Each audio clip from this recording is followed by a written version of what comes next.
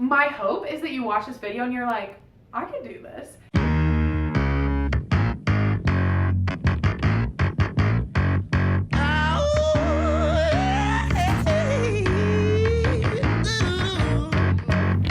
Alright, peeps.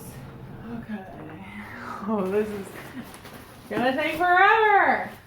I'm not an expert or anything. I'm just gonna give you like my opinion on what I've liked. Do your own research, of course, look at other things, but this is my opinion of what you need to start backpacking. Before you backpack, I would say for sure try out car camping. That's when you just like rent a site, you pull your car up, and then you have like a fire pit and you set up the tent and your car's right there. That's nice because if all else fails and you have the worst night ever, you can go in your car. There's usually a bathroom there, and it's just a lot easier than backpacking. So try that out. If you try that and you like it and you're like, okay, I want to try out backpacking, it's a lot of gear. You don't realize how much you need to just survive in the woods. To see if you even like it before you start investing in gear, go to REI. You can rent gear there. So then you can kind of figure out if you like backpacking or not first before you're gonna go and like buy a bunch of stuff. I'm just gonna go through the gear that Ben and I usually bring on our trips. Ben's my boyfriend. He was into backpacking before we met, and then he kind of like brought me into this world. I've learned a lot in the past couple years about what I like and what I don't like. So here we go. So to start out, you definitely want a backpacking backpack. The first time that Ben and I went together, we just had a regular backpack for me to use and just loaded it up with a bunch of stuff and made it really heavy. It was digging into my shoulders. Regular backpacks just aren't made for all this heavy weight. So the difference between a regular backpack is usually this hip strap. Some backpacks don't even have this hip strap, but I would recommend this. Like really changes the game because not only is the weight on your shoulders, but it's going to be distributed onto your hips. So it's just like a lot easier. So definitely get a backpack before you start, or rent one or whatever. So mine is 35 liters. It's pretty small, and I think I can get away with this because Ben actually has a 65 liter one. Ooh. So Ben's is this big. This is 65. This is 35. So what we'll usually do is he'll carry the bigger stuff that's a little bit lighter and some of the heavy stuff because he's stronger. And then I'll carry like the dense, heavy food and stuff like that because my pack's smaller. People say you want to go to a store and like try on a bunch of different packs. I'm sure that has its own merit, but if you're just a beginner, you're not really going to be able to tell like what you like and what you don't like. So what I did is I went on Craigslist and got a used backpack to start. That's where I got this one. And it was way cheaper. Now that I've used it for a lot of trips, I kind of know when I'm going to invest in like a nice new pack, what I'm going to look for, because these can be pretty expensive. I'll link down below to ones. I don't know if I'll be able to find the exact same ones that we have, but I'll link ones that I can find so you can kind of see of like the price range. Okay, so then for sleeping, you're definitely going to want a sleeping bag. You don't want like this big heavy one that's like this big. The backpacking ones shrink up to be about this big. They're super lightweight, and they're also really warm. Mine is an Outdoor Vitals ultralight hybrid, and it's made for 0 to 15 degrees. I don't think we've ever camped in that cold of weather, but in like 40-degree weather, I still want the 0 to 15 because I just like to be warm. So I definitely recommend my sleeping bag. I really like it. I'll also link Ben's below. It's a lot cheaper, and he says it's fine for him, but like if I had his sleeping bag, I would be absolutely freezing. So if you're scared about being cold, go with the one that I have. Another thing I do is I have a sleeping bag liner. This liner is $30, and it's basically like putting a sheet in your sleeping bag. The good thing about this is, one, it keeps me more warm, and then two, if I'm dirty and gross from hiking all day, I can just wash this because this is like what I'm touching. Like I'm not really touching my sleeping bag, so it is better because you don't really want to wash your sleeping bags a lot because it just wears on them. So you have your sleeping bag, but then under your sleeping bag, you'll want a sleeping pad. I have this Thermarest pad.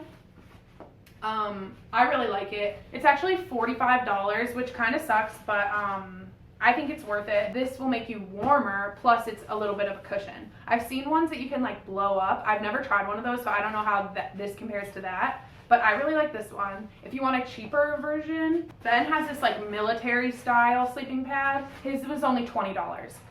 It's good, but I just like mine better. So this one's a little bit harder, whereas mine's softer. And then what's cool is like usually your pack will have a spot to keep these. So I have loops under here that like connect to this, and then Ben has one on his bottom of his pack too. If we have room, we might bring like a small camping pillow. This is from like airline or something. This is bougie though. We usually don't bring these. What you can do is your extra clothes that you aren't wearing, ball them up and use them as a pillow. Yeah, I mean, it's just not that comfortable. You get used to it, but after a long day of hiking, you'll be so tired, you'll probably just go right to sleep. The next thing you'll definitely need is a tent. So right now, Ben and I are using a 2-person Marmot tent. It's $240, so it's kind of pricey, but before we got that one, we were using a Coleman tent, which was only $60. So I'll also link that one below, and it was good, but the thing is if it rained really hard, it would leak. One morning we woke up to snow, and it had leaked into the tent, and everything that we had was wet, so that was pretty bad. If you're only gonna go backpacking when it's nice weather, you might be okay just getting this $60 Coleman tent. Another option, some people don't like to use tents, and they'll use hammocks, and they'll just sleep in their hammock. My brothers have tried that. It sounded like the worst night of their entire lives. My brother Andrew said that he would wake up like every half hour or so cold, and he would stand up and do jumping jacks to warm back up and then go back and sleep. And then he'd just have to like keep doing that all night. Like, no thanks. You could try it. I mean, if it's gonna be really warm, maybe it would work. Basically, you can get sleeping bags made for hammocks. You can get a bug net. You can get all this different stuff. So I'm not the expert on that, but we do have a hammock, and I really like our hammock. It's Bare Butt, which they have really cool colors online. I like this brand. You can also get an Eno hammock. These ones are a little bit more expensive. This one's like $40, but you have to buy the straps separately. The straps from Bare Butt are about $30. The Eno ones are a little bit more expensive. So yeah, overall, if you want to do a hammock, you're looking at about like $80.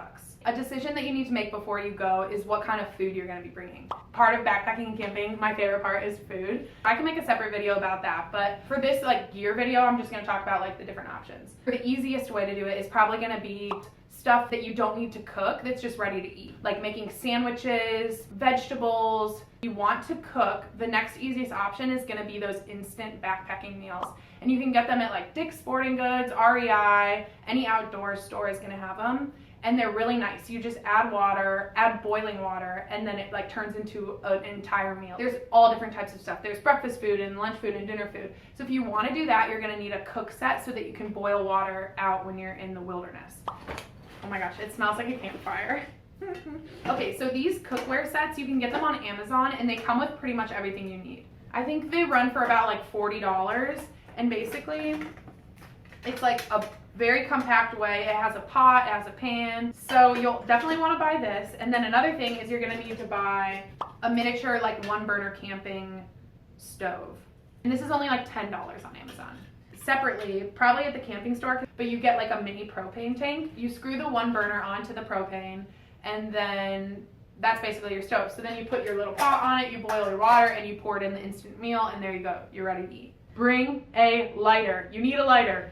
Another thing you can do, the instant meals are fun, but they're also kind of expensive. So if you want to save money, you could put together like a quick instant meal yourself. So you get instant anything from the store, like instant noodles from any grocery store, and then get a package of tuna, put it in there, and maybe you bring a pepper and cut it up, and so you have a vegetable in there too. So that's probably the third level if you want to like make your own food in the wilderness, and that's usually what Ben and I do just because it saves money. And another thing we have, the cooking set will probably come with a little like scrubby, so once you're done, if you're just boiling water, you won't really need to clean this pot, but if you were like making dinner, you'll want to clean it, use some water, scrub it out, and then we have this mini thing of Dr. Bronner's soap to clean it. But like I said, if you just got overwhelmed and you were like, oh my gosh, cooking, no, make a peanut butter and jelly sandwich and you're gonna be fine. Like bring an apple, that's okay. But while we're on the topic of food, another thing you're gonna need to figure out is what you wanna do for water.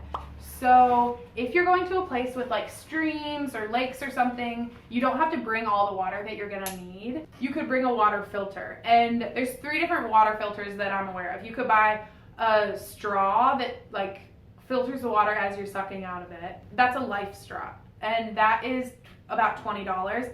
Another option that's $20 that I've actually used is a squeeze filter. So it's like a pouch, you fill it up with any water, and then you screw on the thing, and as you squeeze it out of the pouch and into your water bottle, it filters it. That's also $20, and I would recommend that.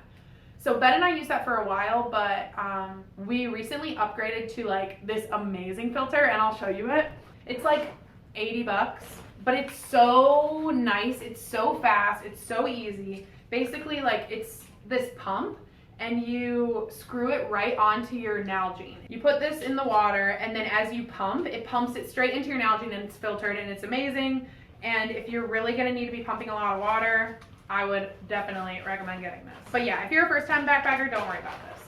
What you can also do is just literally bring a big gallon of water, like a jug from the grocery store, hook it onto the back of your pack, and just use that. You should be okay. Yeah, and also I meant to mention this at the beginning. Like if this is your first time backpacking, don't freaking try to go on this really long trip. You could just do like a one night, 4 miles in, 3 miles in, camp, come back out. You don't need that much water if you're gonna do that, and just kind of like get the feel of it. So especially in that case, don't even worry about a water filter. Just bring enough water for you to drink.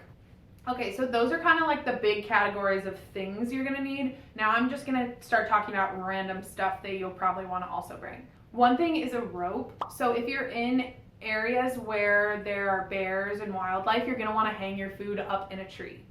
Like if you put all your stuff that smells good in here, after you're done, right before you go to bed, tie a rope to a rock, throw it over the tree. So now the rope is like hanging over the tree. So then you go untie the rock, tie your food bag onto there, and then you pull the other side of the rope up so that the food is hanging in the tree, and then wrap your rope around the tree. And have it like a little bit far away from the tree so that a bear couldn't like climb up and reach your food. So if you don't want to deal with that, go rent a bear canister. You could probably rent one from REI. And that's just like a big plastic thing that you like put all your food in and then like walk really far away from where you're camping and set your food over there. And on the topic of bears, you'll want to bring bear spray if you're in like a bear area. It's kind of expensive too. It's like $90. So if you're not sure if you're going to be in bear area all the time, just rent them. I mean, it's so cheap to rent. I think it's like 10 bucks. Also, bug spray. You might want bug spray. You'll want to bring like a knife or a utility utensil with like scissors and a knife, and it's just nice to have that stuff to like, I don't know, cut things, whatever. A compass in case you get lost and you need to like figure things out. You might want to bring a poncho in case it rains, just like a plastic poncho that folds down into something really small. Oh, and definitely toilet paper.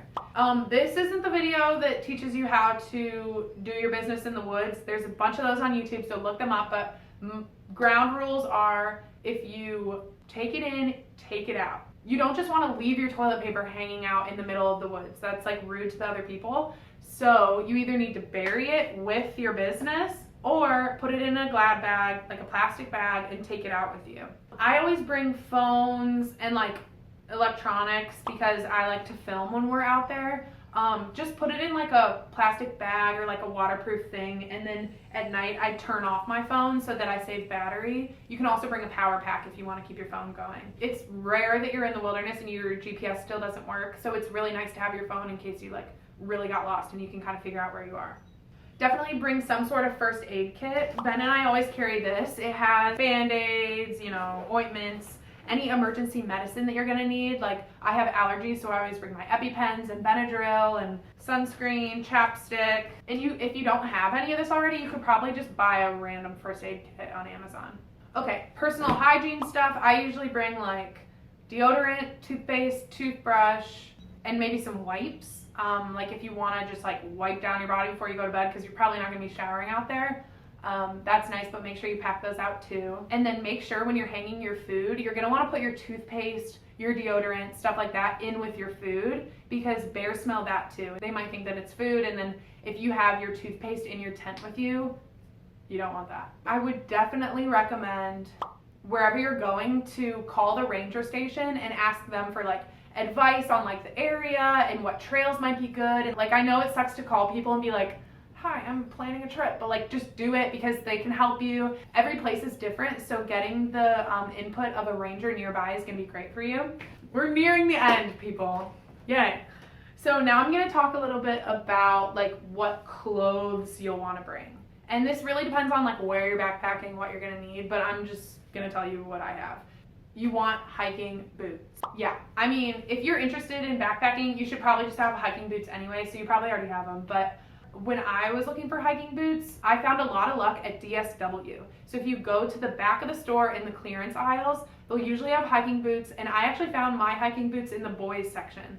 So also look there. And my dad found really good hiking boots at DSW, so check it out.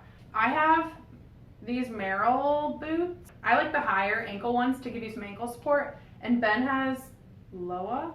I don't know if he likes these. I really like mine. I also put some inserts in there to make them like more comfortable. These. Another thing with hiking boots is when you're trying them on, you want them to be a little bit too big. So say they're tied really tight and you're going downhill and you're just like mashing your foot down the hill. Like if your boots fit perfectly, then your toes would just be mashing against the front of the boot. The good thing about having that space is that it gives you some give. So when you're going downhill, you're not going to be like mashing your toes against your boot. So those are my boot tips.